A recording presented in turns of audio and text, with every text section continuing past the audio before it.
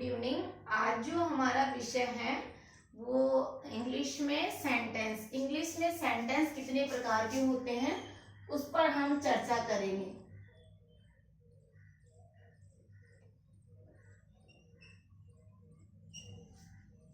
English में sentence का जो टॉपिक है वो बहुत ही महत्वपूर्ण है, क्योंकि जैसे आप क्वेश्चन आंसर रीड करते हो तो उसमें ये जो सेंटेंसेस हैं वो बहुत रोल प्लेस करते हैं। तो इसके 4 प्रकार के होते हैं, 4 हैं, और इसके हम फॉर्मूले से ही आपको बताएंगे।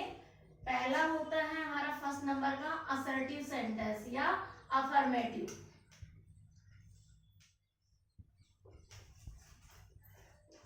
अफर्मेटिव या असर्टिव या सिंपल सेंटेंस।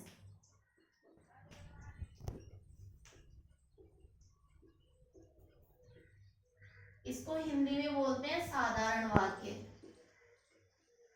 और साधारण वाक्य का जो सूत्र है वो है सब्जेक्ट। सब्जेक्ट मीन्स कर्ता। Helping verb. Helping verb means सहायक क्रिया। सहायक क्रिया। Main verbs.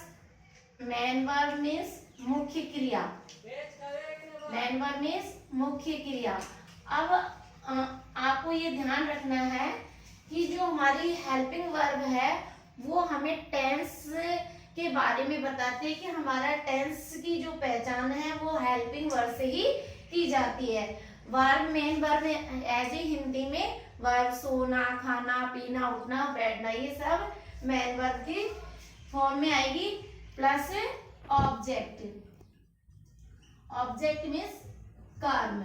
ये चीज हमें बहुत रोल प्लेस करती है। हमारा जो अफर्मेटिव सेंटेंस होगा उसमें ये चीजों का आपको बहुत ध्यान रखना है, क्योंकि ये अगर आपको ये चीजें क्लियर है तो आगे हमारा जो टेंस का पार्ट्स होगा वो बहुत ही इजी हो जाएगा। चाहे हम टेंस में डायरेक्ट इनडायरेक्ट, टेंस के बाद में डायरेक्ट इनडायरेक्ट पढ़ेंगे, है ना। तो ये चीज है।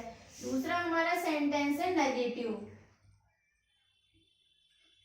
Negative sentence. नेगेटिव सेंटेंस का मतलब नकारात्मक वाक्य।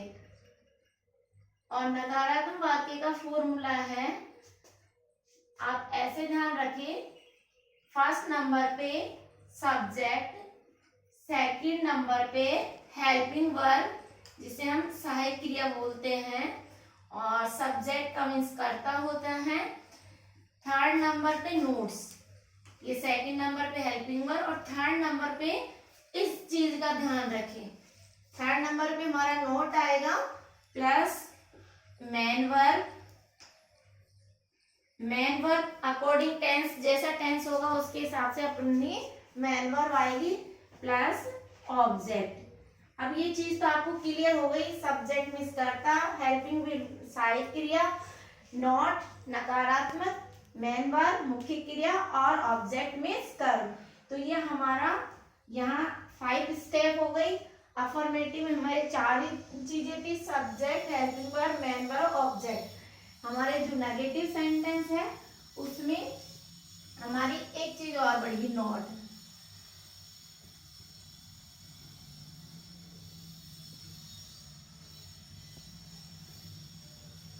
ठीक है।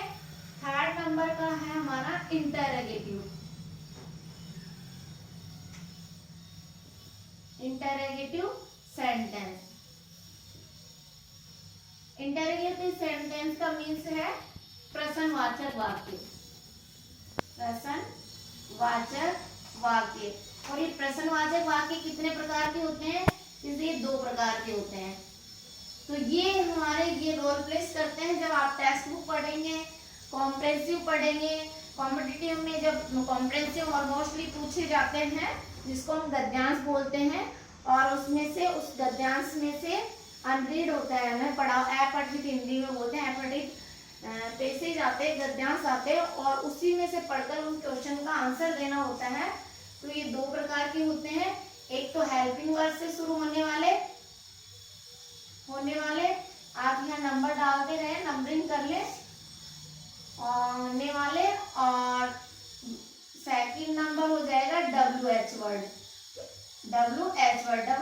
वर्ड में who, whom, whose, what, how, ये सारे WH वर्ड्स है। और हेल्पिंग वर्ब में क्या होगा, जब आप आंसर देंगे तो यस और नो में आंसर दे आएगा आपका।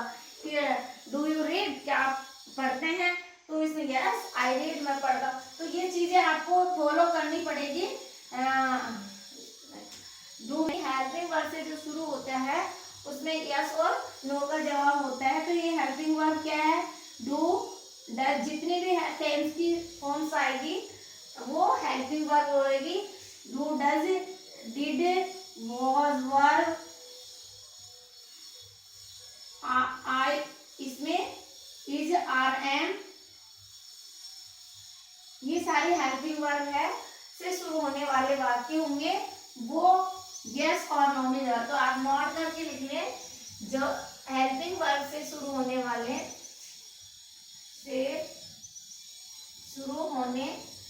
वाले वाक्य का आंसर हम किस में देंगे, आंसर रिप्लाई हम करेंगे यस या नो में।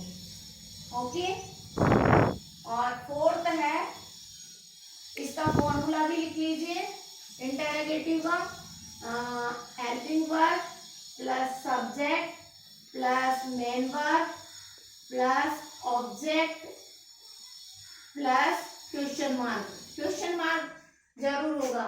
और WH वर्ड वाला, ये WH word plus helping verb subject